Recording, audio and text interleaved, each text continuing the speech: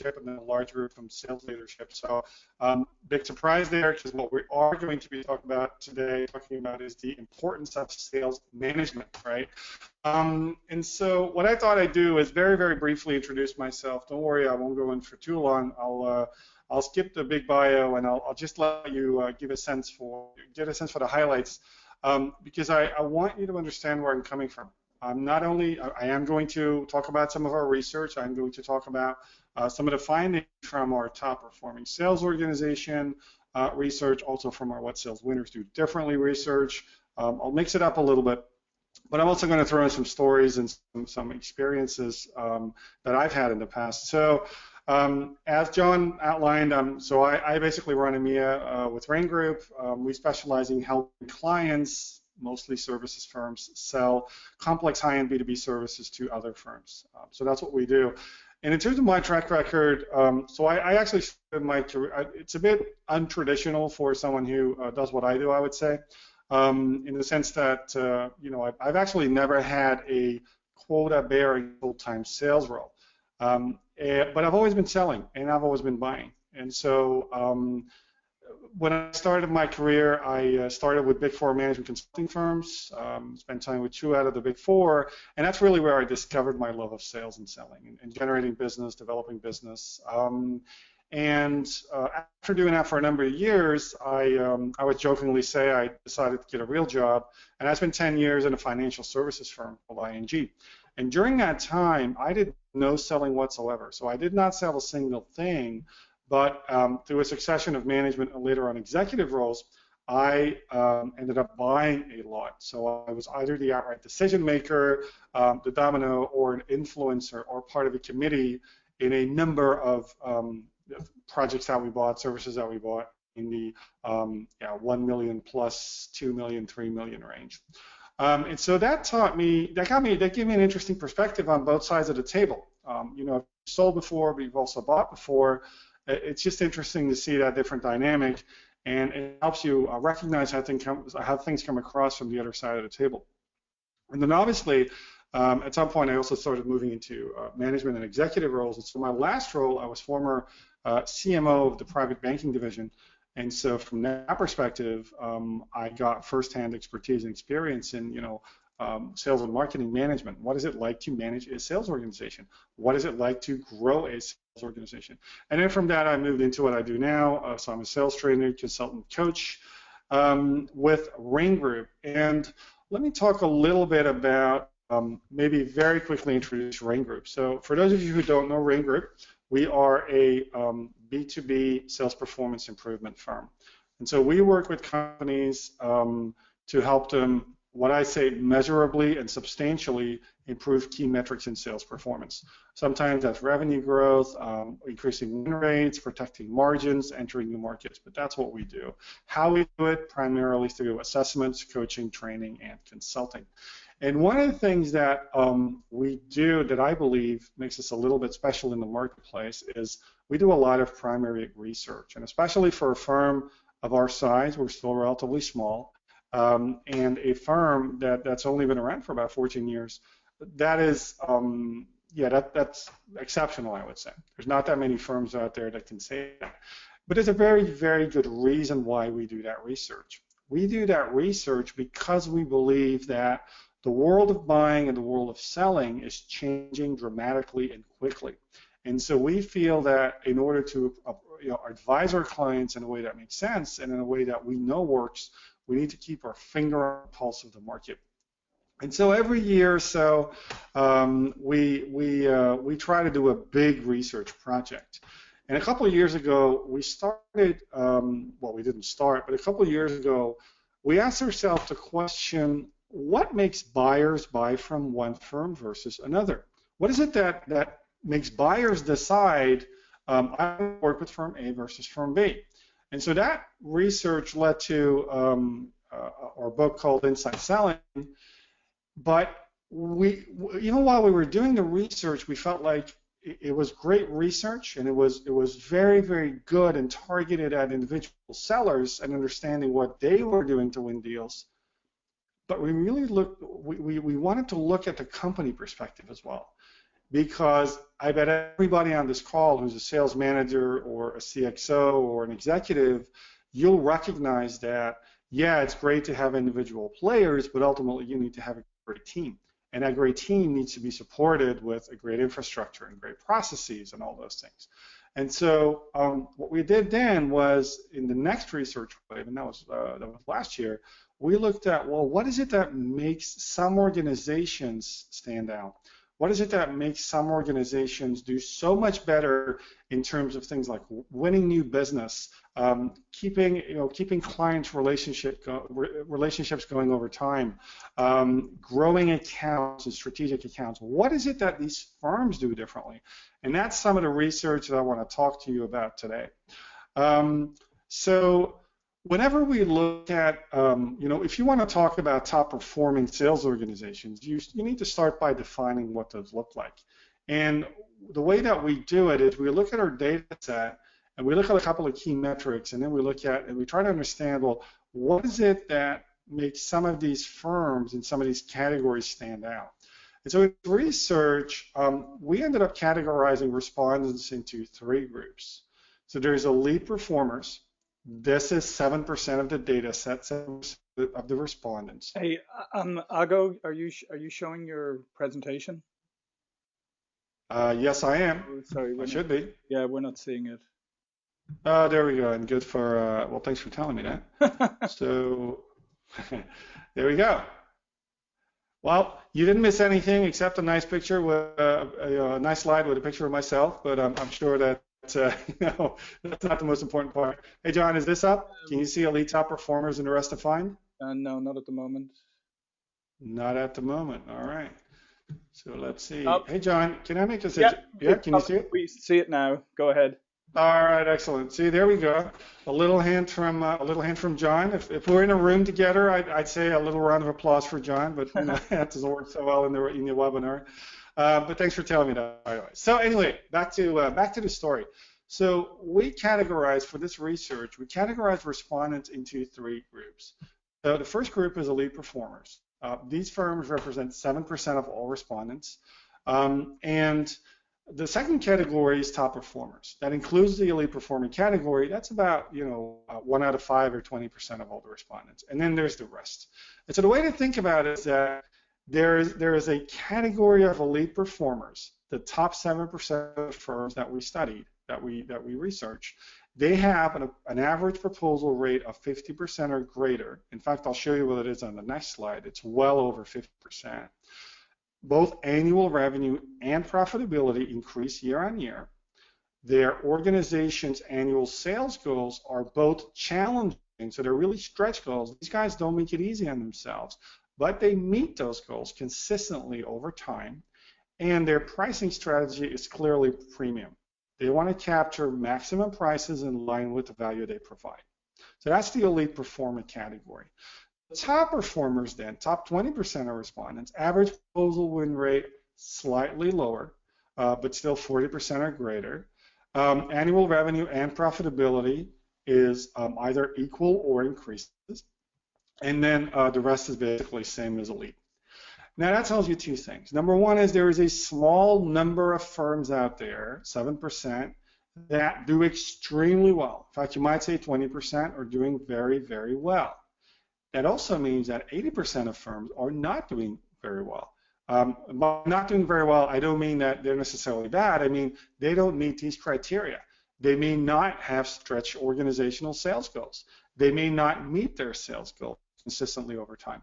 They may not have an average proposal win rate of 40% or greater. So it doesn't mean that they're bad across all of these. It means that in one or other category, they didn't meet these criteria. So that's a pretty interesting takeaway, right?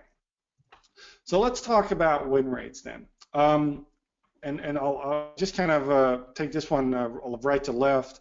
So the average win rate, if you look at this, the average win rate that we found in the elite performer category is 73%. So there's again 7% of these firms that we researched have a win rate of 3 out of 4 deals. That's huge. I mean, that's tremendous. And by the way, keep in mind this is an average win rate. That's tremendous, right? But it also tells us that for 80% of the firms that we studied, the win rate is 4 in 10 or 40%. John, did you want to Yeah, I'm just interject saying here? and I think there's a bit of a lag on your, oh no, here it is. It's come up now. There was a bit of a lag on your slide coming up. That's all. Oh, good. I'll keep that in mind. Okay. So the average win rate, again, 3 out of 4 for elite performers, but less than 40% or 40% for everybody else. What we also found is when firms lose, they lose to primarily 2 players. So first, yes, they lose to competitors, right? But they also lose just as much almost to no decision. And so and this is consistent, by the way, with research that we're seeing out there from other firms and other players in our space, where it seems that the average win rate across all categories is about 1 in 2. And then of those deals that are lost, again, 1 in 2 are lost to doing nothing, right? So that's kind of, setting up the research a little bit in terms of how we define top performance. It's not the only metric that we've used, win rates. That is one of the more important ones. So then what we did was, it wasn't just that top performers won more. I mean, that's what makes them top performers, right? This is fairly standard. This is fairly, I would say this is to be expected. We also wanted to dig deeper, and we really wanted to understand, well, why did they win more? What factors can we find that correlate with higher win rates? And so clearly there's a correlation between figure number 4. When organizations meet their sales goals, their win rates will go up, right? In other words, if they hit their goals, they're going to win more often. That's not surprising. But what was surprising, what was interesting, was when organizations focus on value, and I'll talk a little bit about what that means. When organizations are value driving or focus on delivering value to customers, their win rates go up. When organizations have more mature sales processes, their win rates go up. When organizations have a stronger investment in sales training, their win rates go up. And what you're not seeing on this slide, but which is the big story that I'll talk about now, is when organizations have high performance, strong sales management practices in place and sales coaching practices and sales leadership plays their role as they should be, win rates go up. So the key message is that there are a number of factors or a couple of factors that are clearly correlated with higher win rates. You might say that these are the things that drive win rates. So it's not just about the behavior of individual sellers. It's not just about the market you operate in. It's not just about how good your product or service is. It's really about, do you deliver value? Do you have a mature sales process? Do you invest in skills building? And do you have strong sales management practices? So let's look forward a little bit, and let's take a little bit of a deeper dive into the sales management piece. Actually, before I do that, let me kind of reach out to John. John, I know that you guys have a tremendous amount of data, right? Yep. From the on the coaching side and on the role of sales management. What are your thoughts on that? Would you agree when I say that sales management is a huge driver of win rates and of high performance? Oh yeah, absolutely. And I would say that two of the things that stand out from what you just said there is the sales process, a mature sales process, and one that is properly defined, that is regularly validated and updated, that's a dynamic one. That I think makes a huge difference because it's one thing to have good sales management, but you need to be managing to a process as well. So I think those two things go hand in hand, and they're incredibly important. And we find that, and our research ourselves, and the research that I've done at former companies that I was involved in, is sales. For me, the sales manager is the biggest revenue multiplier in any organization, because it stands to reason that if you have a high performing, well trained sales manager, he's going to bring out the best in your salespeople. And if you can incrementally improve each salesperson or even most of the salespeople, you'll obviously get a significant revenue bump. So, for my mind, the sales manager is absolutely the greatest revenue multiplier you have.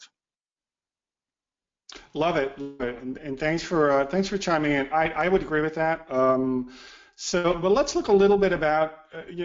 One thing is say that sales management is important, and sales managers are the biggest revenue multipliers. We also need to look at, well, what do they do? What do they do on a day-to-day basis that makes them so great? And so what we found is there's kind of I want you to think of this as a virtuous circle. I want you to call this. I want you to think of this as the virtuous circle of sales management. You can tweet that out if you'd like. And so what we're seeing is that when sales managers have the necessary skills themselves to manage and coach sellers in a great way, then they're, and I'm reading this right to left, right?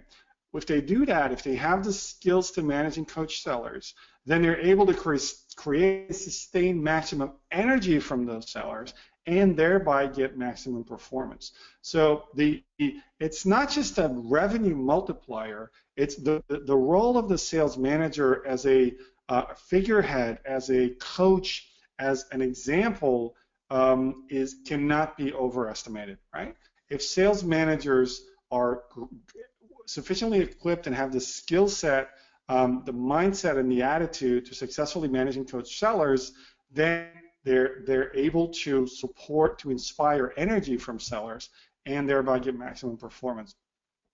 Now, when I say create and sustain maximum energy, let's think about it this way. Sales is a notoriously hard profession, right? We get beaten around all the time. Nobody wins all the time, which means we're accustomed to losing. We often lose for reasons that are beyond our control, or we don't have the influence that we would like. And so a sales manager that understands that and is able to speak to that and is able to create and sustain that energy is tremendously important. So let's move forward a little bit. Yeah. A quick question, Algo. Somebody was just asking about the survey data. Does it come from any particular size of organization or any particular sectors, or is this across the board?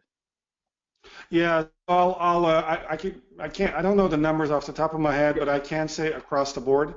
So what we're seeing is this is cross industry. So there's no overrepresentation of one particular industry. Now keep in mind that we are talking about B2B here, right? So we're not talking about B2C. We really are talking about business to business sales. We've seen, I think it was probably a 50% U.S. Americas, 50% Americas, about 30% EMEA, and then another 20% Asia Pacific in terms of respondent data set. And there was we saw these top performing sales organizations pop up in anywhere from the band of, let's say up to 5 million as the band of, 5 million over or 1 billion over. So we really saw this across the board. You will find top performing sales organizations that do this kind of stuff well, all levels and sizes of companies, across all geographies, including mature and emerging markets, and across all industries. Yeah, excellent. Yeah, because I would agree, because I think top performing sales organizations, regardless of size, do particular things well. Yeah, and what's interesting is, back to that point about sales process, right? Because you might say, okay, yeah, a mature, high-performance sales process. If you're IBM, of course you have a mature, high-performance sales process because you've been doing this for 1,000 years. But that's not the case. We'll see firms that maybe not from the get-go, but once they reach a certain number of years, they'll have a mature sales process in place. So the maturity and performance are really linked. It's not about having a process in place that's been long-standing. It's really about a process that is mature in terms of the level of the process itself and the performance the process delivers. So yeah, happy to talk about that maybe also in the Q&A and kind of dive a little deeper into what that means. So back to what I was saying before. So when the manager has the necessary skills to actively coach and manage their people, energy levels go up and performance goes up. Why is that? Well, here's the key. We found that by and large in elite performance, or elite and top performers, management makes this a priority. Management prioritizes and actively works to maximize the time they spend coaching their team versus doing other things. Other things like meetings, other things like selling themselves, other things like, looking at performance data and dashboards, things like that. So what we found is that, and the way to read the slide on the left is this is the percentage of respondents that strongly agreed with the statement in green, right? So management prioritizes and actively works to maximize the time they spend coaching their teams versus other activities.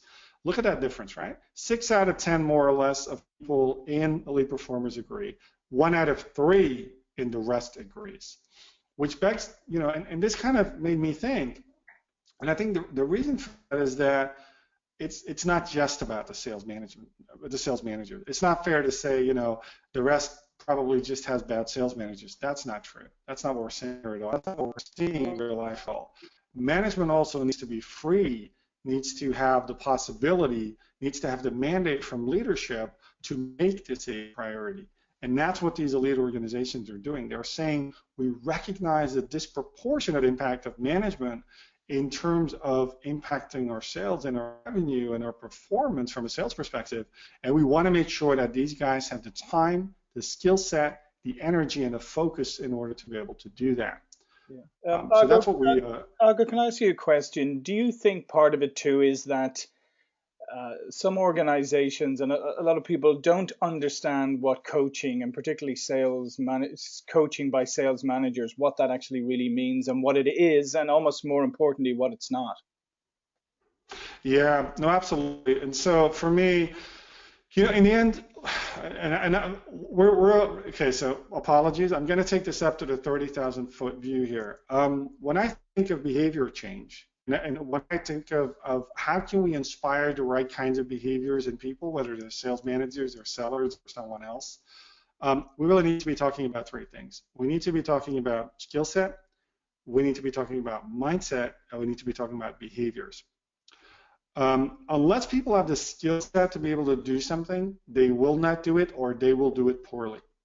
So if management has not received any formal training on coaching, it's very hard to do that. Very few of us, few exceptions aside, are natural born coaches. There's a process to coaching. There are tools and methods for coaching. And sales coaching is different.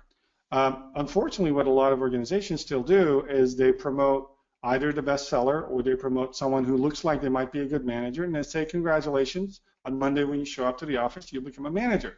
There's no formal training, there's no formal support. So the skill set part is missing. If the skill set part is missing, they won't go out and do it. That's the activity part, or the behavior part. So if I don't know how to do something, I'm not going to stick my neck out and do it, because I might fail. So if the skill set's not there, then behavior will be missing. If the behavior will be missing, then we over time will acquire a certain mindset. We will say things to ourselves like, well, I'm not a good manager.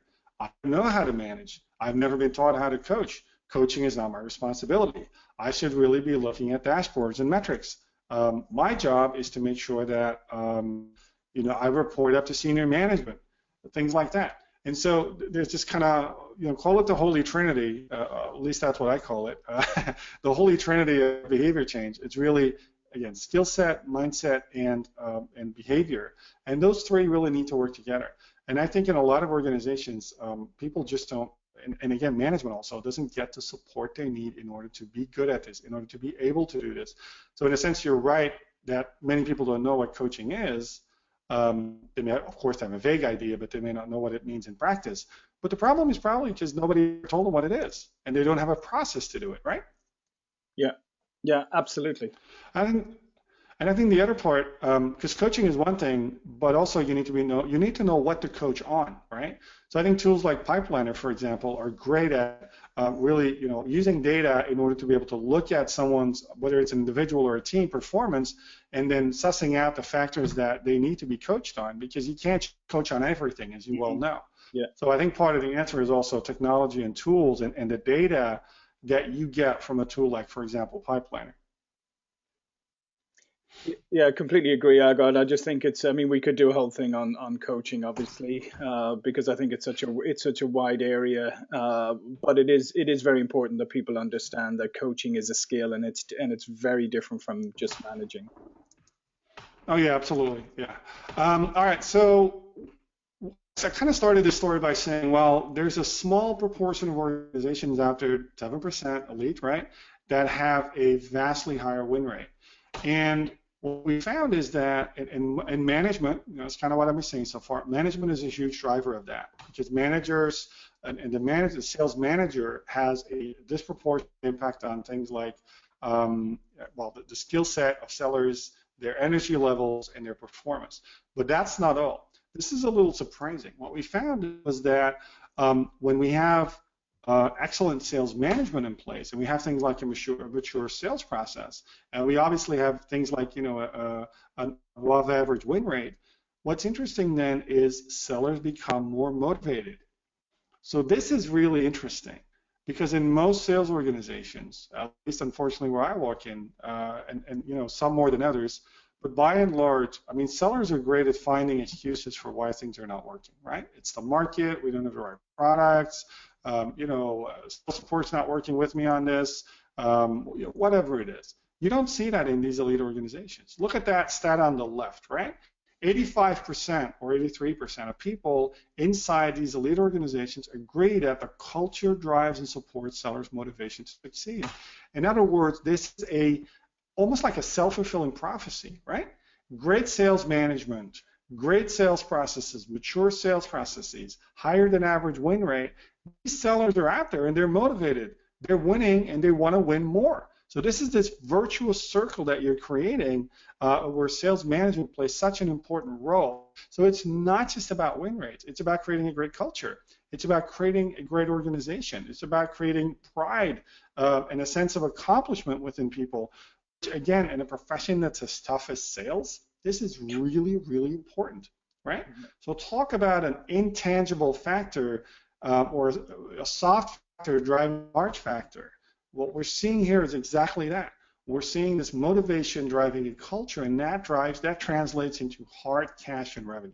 Yeah, I love this, Argo. I'm really glad you brought this up because, as you said, that's one of the factors that we took into account when building Pipeliners, that we provided the salesperson with the same views and tools that the sales manager has. So a motivated sales organization, a salesperson can self-manage and self-motivate themselves and see, where their gaps are, what they need to do next, where they need to focus and really drive themselves. So I love that idea of culture, a winning mentality, a positive, outlook, all of those things contributing to a high-performing sales organization.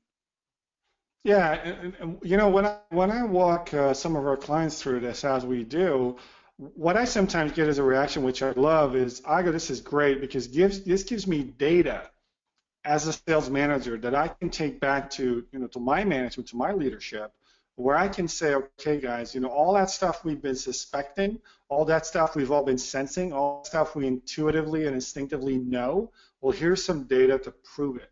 We need to invest in this. We need to invest in coaching. We need to invest in training. We need to invest in our sales process. We need to invest in driving value for our clients because in the end, that's going to pay off. And what I liked about what you said about, seller self-managing, I think essentially every salesperson wants to do well, right? Yeah. But in order to do well, I'll go back to my little magic triangle, right? Behavior, skill set, mindset. What we're seeing is that if sales management plays their part and if organizations invest in sales training, and that's a part I really won't cover here, which is this, that's not the focus of the webinar, but what we're seeing is that the organization sellers, by and large, have a superior skill set in these elite performers, which helps them find and win the business consistently that they need and at a high level. Yeah, so what you're seeing here, we call them salespreneurs because they are the entrepreneurs in the organization. So they're coached and by their sales manager, but they're really the entrepreneurs, the highly skilled. So we call them salespreneurs. Okay. And so what we're seeing is that these guys in these organizations, in these elite organizations, across pretty much every aspect of what I would call the broad sales skill set, right? So things like filling the pipeline with leads, driving and winning sales opportunities, core and advanced consultative selling, growing existing accounts, developing C-level relationships, managing their own time and focus, managing a sales negotiations process. Across all of those, levels are dramatically higher in elite performers versus the rest. And the reason is, again, because of the role, and it's not one thing. I don't want anybody coming out of this webinar thinking, oh, there's this one thing that we have to, no, it's not. There's a small number of things that you need to master, and there's this intricate interplay, but if you Here's the thing that's great. If you make minute adjustments on all of these, or at least on some of these, the net cumulative effect will be much larger than you would expect. So it's really this idea of a virtuous circle, right? There's these levers that you can work on, included with sales management is one of those that you can work on in order to truly propel your organization forward. But look at some of these differences, right? I mean, look at the one in the middle on advanced consultative selling. 70% of sellers in elite organizations agree that they have what it takes to win these deals at an advanced level, versus 1 in 3 in the rest. Filling the pipeline, another important one. I can't think of any organization that can survive without a healthy pipeline. Big difference there as well. Managing time, focus, and personal effectiveness. You know what you call salespreneurs, taking ownership, taking responsibility for your own results. Massively bigger in these elite organizations. So I've sort of covered this one in a sense, but you know, maybe this is a good recap slide. So what we're seeing is that in these organizations, there's a more positive culture that supports motivation. Sellers' attitudes towards their organization is positive. So there's none of that, you know, coffee machine, water cooler talk. You know, kind of, you know, blaming the organization for everything that goes wrong. No. These guys believe in their organization. They're proud to be a part of that organization. They're also proud to be a salesperson.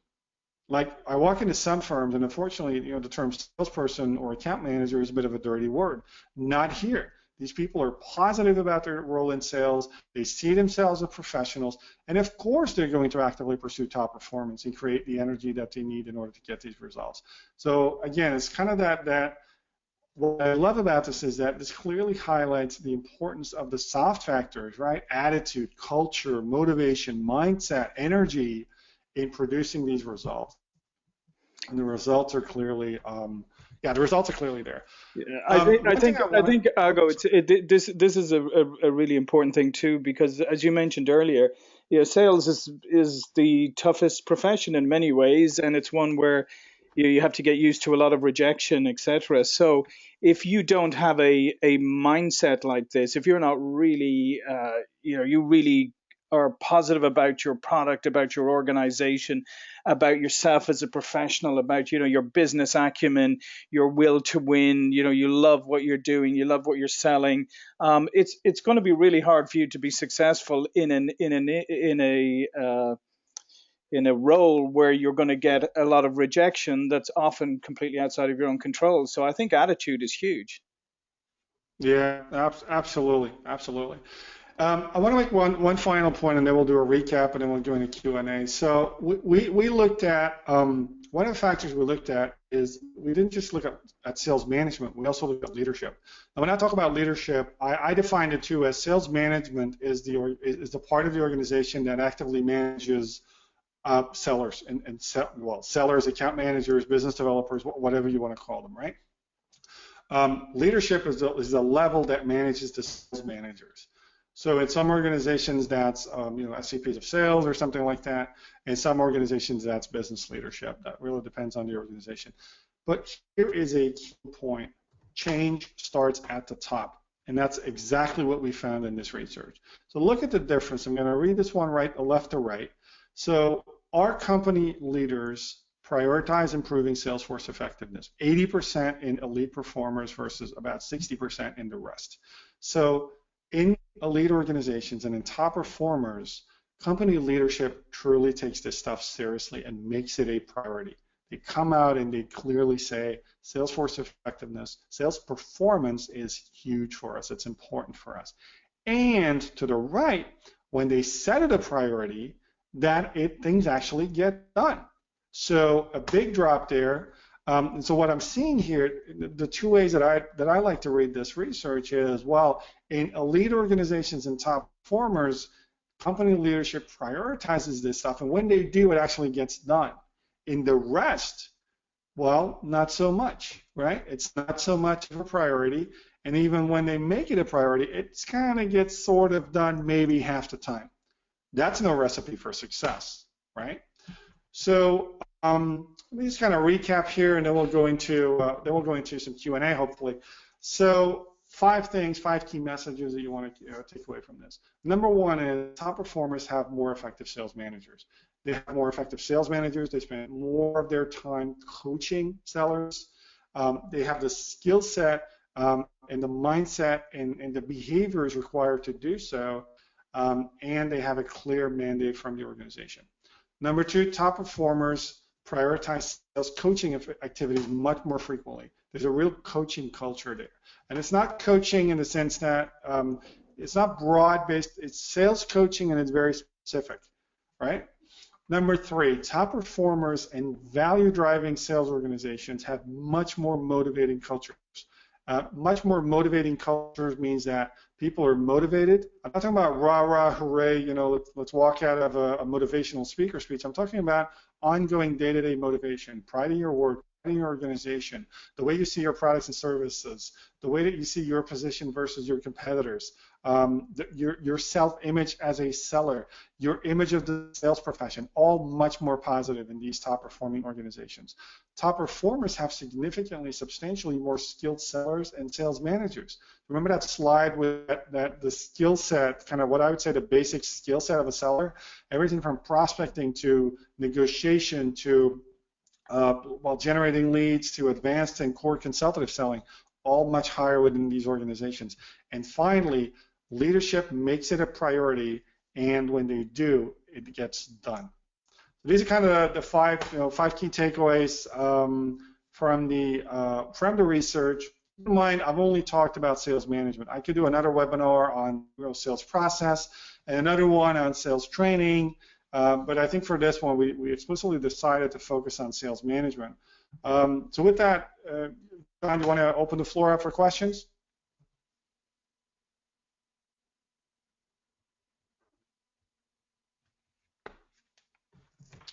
All right. John, I'm not hearing you. I'm just hoping that doesn't mean that my connection dropped off. No, I'm here. Oh. What I wanted to do is just do a quick poll here again to see, is sales coaching a priority in your organization? So remember, this is anonymous. So just go ahead and give us a couple of seconds here. Give us an indication about whether sales coaching is a priority in your organization. And while we're doing this, I'll go on the idea of sales coaching. Do you believe that, number one, the reason why maybe it's not done in many organizations is because people don't understand what it is, or they don't have the tools, or they just don't have the will to do it or see the value in it? Well, out of everything you said, I think that, and this is the biggest misconception perhaps, it certainly is, it's not a matter of will. It's not a matter of will and motivation. Every single sales manager that I speak with essentially wants to be successful, and they understand that in order to do that, they need to coach their people. I think the challenge is there is no clear definition of what coaching is, mm-hmm. And what to coach on. There is no clear understanding of, well, how do I do that? Right? Because we're not talking about holding a quarterly meeting. Or a huddle on Monday morning. That's not coaching. What we're talking about is a structured process with clearly defined steps, outcomes, and phases to coach an individual seller or a team of sellers. And so what I think the answer, by the way, John, I think the answer is in the poll. Yeah. We're looking at a sales coaching that made a priority in your organization. Well, you know what? 64 people said a little to not really. That's not, and that's the biggest, that 6.5 out of 10, right? Yeah, and I think what this really speaks to, and I think just in general is, as you said, I mean, it's largely a leadership issue as well, is because you have to recognize the value in this and realize that in any successful organization, in any successful endeavor in life, I mean, we use sports all the time as analogies, but coaching is incredibly important, and there we have. In most organizations, your front line, the face of your organization, the ones that interact mostly with the public and your prospects and customers, it's salespeople. So why would you not coach them to be the best that they could possibly be? It's almost counterintuitive that you wouldn't. Mm. Absolutely. Unfortunately, in your average organization where there are so many competing priorities, where there is so much strain on resources, this is the long-term battle, John, and you know this as well as I do. This is the battle that we're out there fighting every day. There's a quick fix for this, right? And again, please don't come away from this webinar saying, "Oh, all we need to do is do some coaching training for our sales managers, and all will be well with the world." That's not. This is just one lever, one driver of top performance, but it is a very, very big one. And I guarantee you that if you put in place even some kind of a coaching, if there isn't any, right? Mm-hmm. Even some kind of a structure, even some kind of support for sales management to do this, and then you hold them, in a nice way, you hold them accountable to go out and do it, and you encourage the right types of behaviors, you will see an uptick in hard sales results, wins, revenue growth, margin protection, accounts being won and or kept. Yeah, here's an interesting question, Argon. I don't know the. It'd be interesting to get your answer to it. Uh, Somebody here said they want to be an elite performer. So, how do they identify the companies that are investing in human capital? Just particularly in sales. So, if I'm a sales person, I want to be the best professional I can be. How do I identify an organization that might be the right one to join? I was going to say, shoot me an email. I'll send you one. I'll send you our client list. But Good one.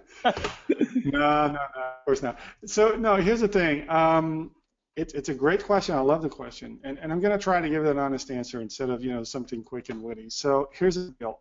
I think number one is you want to talk to some people who already work there. That's going to give you, and by talking to people, you can do things like Glassdoor, for example, Glassdoor.com, which is a great resource. I think the other one is just talk to people who are already there. I've never gone into a role myself without speaking with others in the other individuals inside a firm first. I think brand is a big giveaway as well. So organizations with a well-respected brand who perform well tend to do well. Let's flip it around. It's virtually impossible for an organization to be successful in sales terms, right? Making revenue, growing revenues, protecting accounts, winning accounts. It's virtually impossible to do that unless you have at least some pockets of excellence in terms of sales management and in terms of performance. So I would look for those organizations that look good from the outside. I would validate that by doing some research and talking to some folks inside the organization, obviously in sales.